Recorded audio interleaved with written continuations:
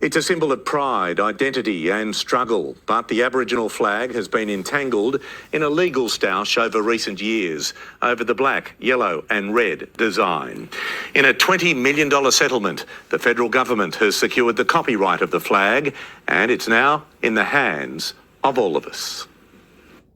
The heart of the Free the Flag movement today wasted no time. Getting a free use for the Aboriginal flag for the people now and for the future generation. More than 2 decades ago, Australia was on its feet when Cathy Freeman carried 2 flags on a victory lap with Olympic gold. Here she goes with the Australian and Aboriginal flags together. Today, another victory for the Aboriginal flag, with the government handing over $20 million, securing the copyright and putting it back in public hands. It's become a galvanising symbol of bringing people together. It holds the same position now as being available to any Australian. As an Aboriginal person, knowing the flag was not available to be used was very, very difficult, but that has changed today. It allows the Aboriginal flag to breathe a new life in itself. The flag was designed by Harold Thomas and first flown in the 1970s.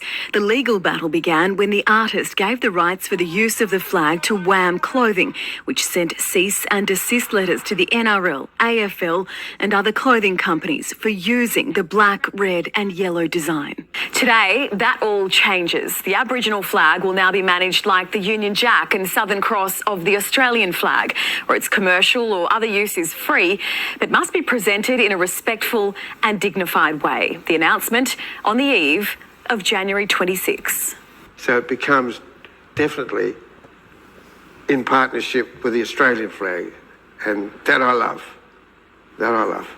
As people become more informed and they get to understand the history, they get to understand the anxiety that it creates with Aboriginal and Torres Strait Islander people, we will see change. We've already seen it.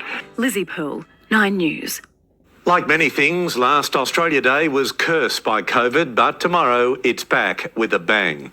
An open invite has gone out to the whole of Sydney to reflect, respect and celebrate, with most of the celebrations taking place on the water or out in the open. Final checks at the Opera House ahead of tomorrow's Big Bash, boasting some of our greatest Aussie-made talents. It's going to be an absolutely all-star lineup that we hope will give people hope and inspiration after a pretty tough couple of years. The day will begin with a smoking ceremony at Barangaroo Reserve, honouring First Nations people. Invasion, survival, a day of mourning, Australia Day is a day that is really emotional for our community. From 10:30, our sparkling harbour becomes the centrepiece once more, with the Ferrython, Tall Ships Race, Harbour Parade and Australia Day Regatta making a triumphant return. At midday, a 21-gun salute, followed by a flypast of F-35 jets. For the first time, you can enjoy Maritime Mayhem, a high-voltage jet ski stunt show. The Australia Day live concert kicks off at 7:30 at the Opera House forecourt. If you don't have a ticket, the best vantage point is the western end of Circular Quay. There's fireworks from 8, with the grand finale at 9:30. Lockdown has been relentless. I'm so happy to be able to perform in front of a live audience. While January 26 originally marked the landing of the First Fleet, it's become the most contentious date on the calendar. An Invasion Day rally will set off from Town Hall at 10. If we are looking at a national day, why don't we celebrate who we are as a nation, not something that happened 230 odd years ago. As most of the state enjoys a day off, more than 2,000 officers and specialist police will be on the job. We'll be in the sky, we'll be on the water. We'll be on the land and we'll be on the transport network. Sutherland Shire, Northern Beaches, Hornsby and Fairfield City Councils are all throwing pool parties.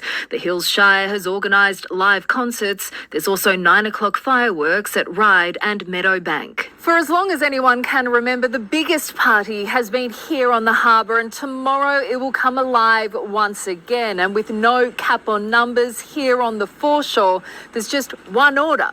Enjoy the show. So whatever Australia Day means to you, we're all part of the story and we all want everybody to feel like this is a day for them.